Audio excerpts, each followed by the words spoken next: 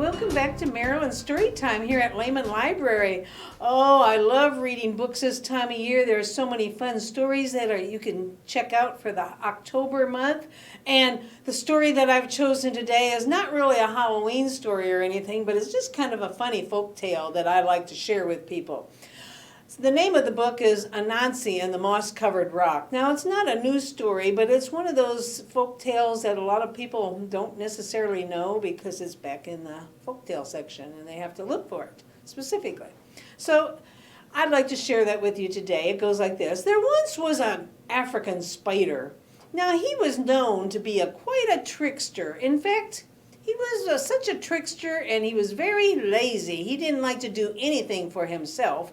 He always tried to get everybody else to do his work for him. So he was just sitting around wondering what he should do today. And as he was out there, it was kind of hot, and he said, I think I'll just go for a walk out in the jungle today, and I'll just cool off in the breeze of the shade of the trees. And so he went walking. And as he went walking, he ran across a moss-covered rock. And he looked at it and he said, "Ooh, I've never seen that before. That looks like a moss-covered rock." And when he said that, something magical happened. They fell down on the ground, plop. And he didn't wake up for about an hour. When he woke up, his head was spinning. He didn't know what had happened. He said, "Oh, let me think. I was walking along under the shade of the trees, and I was walking. Oh, yes, I remember. I said, 'Oh, look at that moss-covered rock.' And kaplop, he fell down again." Another hour passed, and he woke up and he said, "Oh, I think I know what's happening here. This is a magical rock. When I said, that's when I fell down, and I dare not say those words out loud or it'll happen again." He said, "But I think I can use that rock for something very interesting. I'm going to leave this rock right here, and I'm going to go visit some of my friends." So that's what he did. He went to visit his friend Lion. Now, Lion had been really busy all day. He had worked most of the day in the heat of the sun, digging out some yams. And he had a big pile of yams. And he was about just sitting there cooling, drinking some lemonade. And Anansi came along and said, "Hi, Lion. Whoa, you have been so busy today. I bet you're hot and tired." And Lion said, "Oh, yes, it was exhausting doing all that work." He said, "Well, I was just out in the jungle, and it's nice and cool out there. There's a nice breeze. Would you like to come join me for a little walk?" And he said, "Oh, that sounds like a good idea. I'll come along."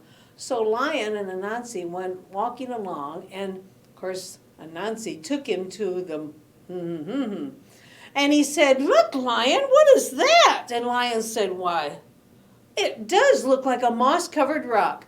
And at that point, Lion fell down in a deep sleep. And Anansi thought, good, that worked perfectly. In the meantime, he ran back to Lion's house, got a big wheelbarrow, and took all those yams back to his house.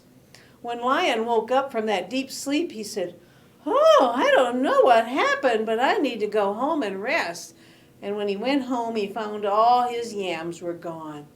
He thought, "Ooh, I don't know what that was all about." Well, next, Anansi thought, this is going to work great. I'm going to bring Elephant out here, too, because he has a whole bunch of bananas at his house. So sure enough, he went to Elephant's house. He said, "Elephant, have you been picking all those bananas from high up in that tree all day?" He says, "Oh, I sure have. It's a lot of work." He said, "But it's so worth it. I love bananas." He said, "Oh, me too." He said, "But since you've been working so hard, wouldn't you like to go for a walk and cool off with me out in the cool of the jungle?" He said, "Oh, that sounds like a good idea." So Elephant and Anansi went for a walk. As they got to that, you know what? Anansi said, "Oh, what is that thing?" And Elephant said, "Why, that's a moss-covered rock." And pow! Elephant fell down in a deep sleep. An hour later, when he woke up, he realized that Anansi had gone to his house and taken all his bananas. He was so sad. Well, Anansi played that trick on all of his jungle friends. He played that trick on hippopotamus and on rhinoceros and giraffe and zebra, and he took all their different fruits and vegetables that they had gotten. But all the while this was happening, there was a little teeny weeny bush deer. He was just a little tiny deer that had been watching these tricks all along. Anansi didn't know that he was there.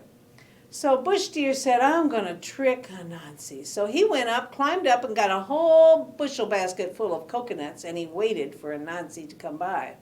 And sure enough, Anansi came by, and he said, Bush Deer, oh, you have got so many coconuts. I bet you've been working hard. Would you like to go for a walk in the jungle?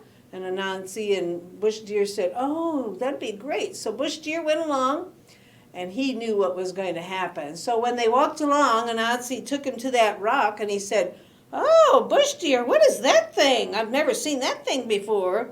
And Bush Deer said, what thing are you talking about?